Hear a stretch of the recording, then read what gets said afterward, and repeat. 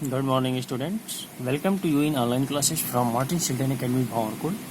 Today I will start math of class 6 from next topic multiplication of whole numbers. पूर्ण संख्याओं का multiplication, ठीक है।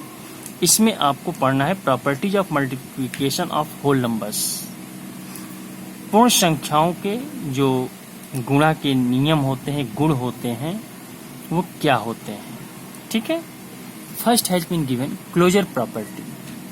क्लोजर प्रॉपर्टी जिसे बोलते हैं शनवरक नियम। क्या बोलते हैं? शनवरक नियम बोलते हैं। कह रहा है कि if A and B are whole numbers then A into B is also a whole number. कहने का मतलब ये है कि जब दो संख्याएं दिया है, जैसे क्लोजर प्रॉपर्टी में, क्लोजर प्रॉपर्टी में कह रहा है कि यदि ए और बी होल नंबर है तो इनका जो गुणनफल होगा वह भी आपका होल नंबर होगा। It means equal to A into B is also a whole number, ठीक है। दूसरा दे रहा है, next has been given commutative law, जिसे हम लोग बोलते हैं क्रम विनिमय नियम।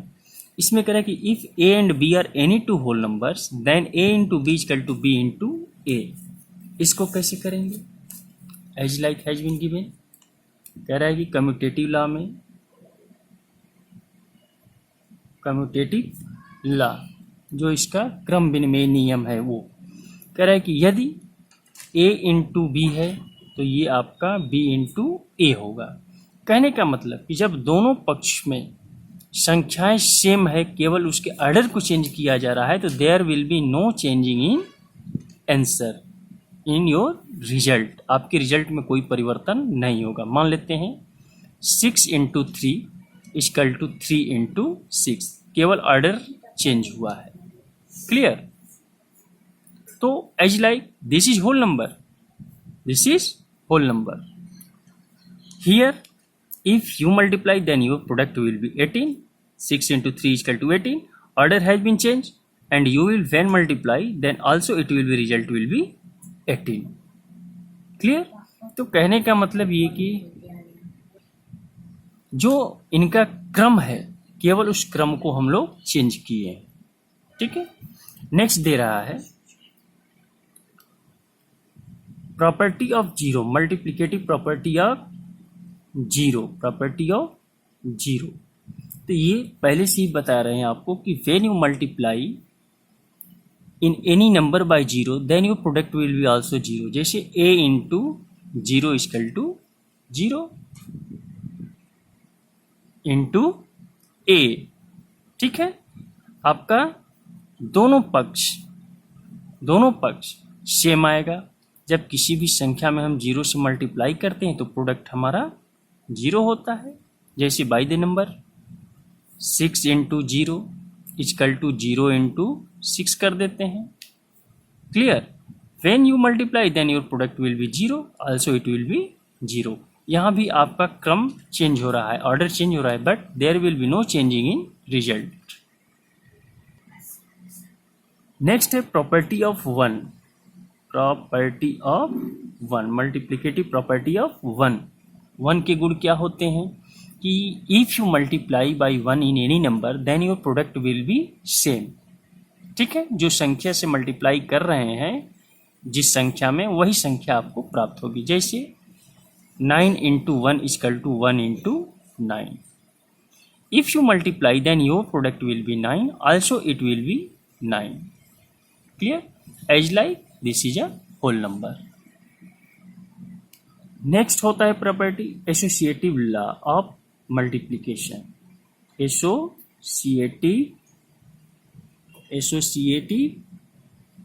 लॉ, ठीक है। गुणा का साहचर्य नियम में क्या होता है? इसमें आपकी जैसी संख्याएं दिया है, मान लेते हैं 2 इंटू 3 इंटू 5, ठीक है। तो जो अगला पक्ष आपका होगा, अगला स्टेप होगा, उसमें कुछ ऑर्डर आपके चेंज होंगे। ठीक है, ऑर्डर चेंज का मतलब कि जैसे ये 2 आपके आउट ऑफ ब्रैकेट है, ठीक है, 2 आउट ऑफ ब्रैकेट है, तो अगला जो आपका स्टेप होगा वो कहीं और होगा। इक्वल टू मान लेते हैं ये 2 इंटू 3, इन दोनों को हम ब्रैकेट में ले लिए और 5 को आउट ऑफ ब्रैकेट है। ठीक है, but there will be no changing in product, लेकिन इनके प्रोडक्ट में कोई चेंजिंग नहीं होगा, केवल इनका जो ऑर्डर है वो चेंज हो गया है। तो 2 इंटू 15 इक्वल टू 30 हुआ।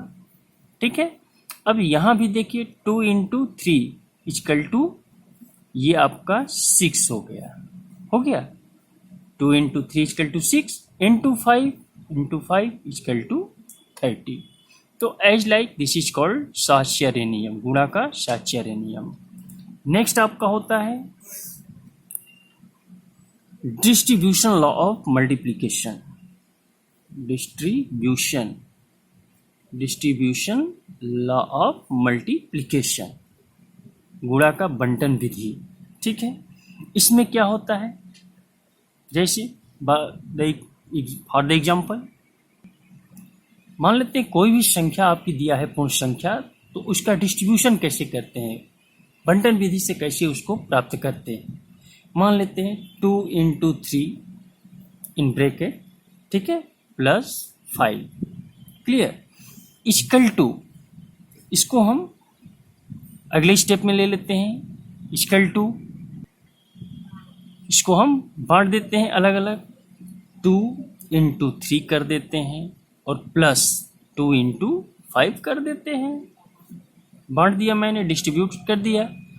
अब जितना इसका आपका वैल्यू होगा उतना ही इसका भी वैल्यू आएगा। ठीक है, 2 इंटू 3, तो 2 इंटू 5 3 8 हुआ, 8 इक्वल टू 16 हो गया। ठीक है, इसी तरह से 2 into 3 equal to 6 plus 2 into 5 10 हो गया। Clear, when you add then your sum will be 16. It means both are same but this system has been distributed in different parts. कई भाग में इसे बांट करके इसको अलग सिस्टम से अरेंज करके तब हम इसका डिस्ट्रीब्यूशन ला निकालते हैं गुणा का। Clear, as like from exercise 3D question number 1 to 6. Do this question in your math homework copy. Clear? If you have any problem, you also send me message. I will again, it will be repeat. Clear? Thank you so much.